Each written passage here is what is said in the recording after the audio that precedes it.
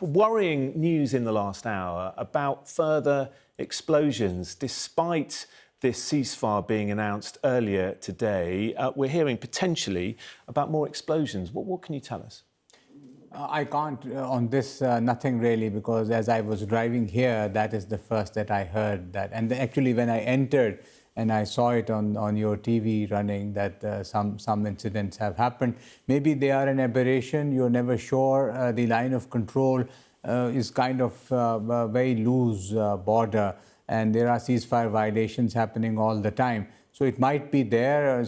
I would hope it is an aberration and the ceasefire holds, yes. Yeah, just a couple of lines that we are getting into us. The Chief Minister of Kashmir, Omar Abdullah, saying this is no ceasefire. The air defence units in the middle of Srinagar just opened up. I mean, that sounds serious. The Pakistani Education Minister saying skirmishes continuing along de facto border with India. I mean, do you think potentially this could be a breakdown of the ceasefire? I hope not. As long as it is on the line of control, from my experience, it is generally manageable. Line of control heats up, cools down. It is not international border. Anything across the international border, which Indians tried to do in the last 3 days to us, that has serious implications. I am hopeful that the ceasefire brokered by the Americans, and you've heard Sir Keir Starmer about it, the Saudis are part of it. Our friends, China and Turks, have been supportive of it. I hope it holds. Yeah, your reaction to what the Prime Minister said. He said we need an enduring and lasting ceasefire. But we all know, don't we, that this conflict has been going on for decades. Is that an empty hope, do you think? No, there is an hope. You can do that. The international community, if it fulfills the obligation that it has made to the Kashmiri people and the Security Council, and repeatedly made through Security Council resolutions, and it lets the Kashmiri people decide whether they want to be with India or Pakistan, a plebiscite referendum of sorts. And the details are there in the Security Council. India accepted it, Pakistan accepted it. Now the Indians want to not follow it, and try to make Kashmir a part of India, which is not happening, and time and again we are nearing difficulties. So the only solution is the just resolution of the Jammu and Kashmir dispute as per the wishes of the people of Jammu and Kashmir. Yeah, but you know that UN security resolution talks about both sides withdrawing their army before there can be any referendum. Is Pakistan prepared to withdraw its military capability from the region before the people decide? Of course. Of course, there will be international guarantors, there will be UN peacekeepers, and Pakistan is willing, and we have said that repeatedly, that we have no problem. The problem actually is not troops. The problem is that there is no will on the Indian side to ask the people of Jammu and Kashmir what they want. Pakistan is ready to stand with whatever the people want. Whatever they choose, Pakistan is okay with it. Are you happy with the US mediating in all of this? Yeah, I think as the preeminent power in the world, the Americans have done an excellent job, and I hope that they can, make the peace persevere. And I'm grateful to all other friendly powers who have helped in this regard. Yeah, we heard from our correspondent Cordelia Lynch saying it's not clear just how much of a role President Trump and Marco Rubio had. Do you have any clarity on that?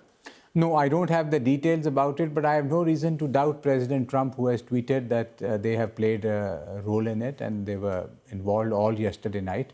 So it is very good if our friends are there to help us to reach to peace and then persevere with the peace. It's been a nasty few days, hasn't it? Horrific for both sides. Many civilians have been killed. What do you make of what happened on the 22nd of April? Do you think it was a false flag operation? It might have been. The possibility is there. Things like this have happened previously. But as I mentioned every time, and this is my belief, considered view, that there will be allegations and counter-allegations. I think that is the outcome. How do you solve it? You hold an independent inquiry. That's what Pakistan has said. Let's have an independent international inquiry. Pakistan will join it. Let somebody come and decide And if there is something wrong, of course, anyone who has done a terror incident should be punished, and Pakistan supports that. But you can't be... But if there hadn't been aggression in the first place, India says it was simply responding to Pakistan's aggression, and if that hadn't happened in the first place, there'd be peace. True. If you can prove that it happened from Pakistan, then India has a case. If you can't be the judge, jury and executioner, and you decide and then you start bombing. You talk of the last 3 days until yesterday night when Pakistan responded. This was the middle of the night yesterday. India had been trying to pound us for the last 3 days with drones, with missiles and everything. We did not respond. But yesterday, and this is in public domain, the day before yesterday, the Indian channels, it was becoming a joke. They were saying that they have captured Lahore, they have captured Karachi, Pakistan. This is Indian channels. You just have to go and check. And then some of them were apologizing, some of them were not even apologizing about what they had done. You know, journalism in India leaves a lot of question marks. Yeah, allegations, of course, on both sides, and misreporting goes on. We know that. Is it humiliating for Pakistan that India can strike so well and so deep? No, we stopped all the attacks, some 80 drone attacks. The missile attacks were stopped. We responded very effectively, and I can give you some explicit details. We again shot down 2 of their planes yesterday, and multiple attacks have happened. Pakistan is very capable of defending itself. The thought that the Indians and the Indian desire to be a hegemon in the region is not going to work with Pakistan. We're not that kind of people. India also says Pakistan did strike civilian areas, even hitting places of worship. Is that completely wrong? Absolutely wrong. If you I checked 2 of my interviews yesterday and day before, it is the Indians that hit 3 mosques. The details are there, the pictures are there. This was day before yesterday. We did not hit any place of worship. We were very specific in our attacks. Again, I mean, they've denied that, and they've said that you have hit their places of worship. Very easy. There's an Indian claim, there's a Pakistani claim. You let the international observers come and see it. OK, so we're in a situation now where hopefully these latest skirmishes are just that, and that the ceasefire holds. Talks may well take place, but what is going to be the priority? What is the main key issue that needs to be discussed? Because it's such a complex problem, this. It is not a complex problem. The key issue is Jammu and Kashmir dispute. The complexity is lack of Indian desire to follow any international law, whether it's Indus Waters Treaty, a treaty negotiated between the 2 countries over 10 years and holding for the last 65 years, and they one day just walk out of it for no rhyme or reason. It is a violation of international law, or UN Security Council resolution. If you don't want to follow the law, it is very complex. If you want to follow the law, it is you just have to check what the Kashmiris want and do it.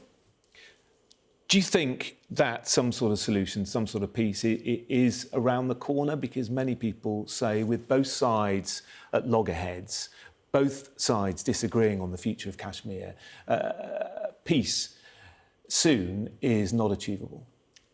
I can't be the judge of that. More than peace, I think it is important that justice should be done, democracy should prevail, wishes of the people should be listened to, and then peace will flow out of it. Yeah. OK, we will leave it there. Dr. Mohammed Faisal, High Commissioner of Pakistan to the UK. Thank you very much. Thank you.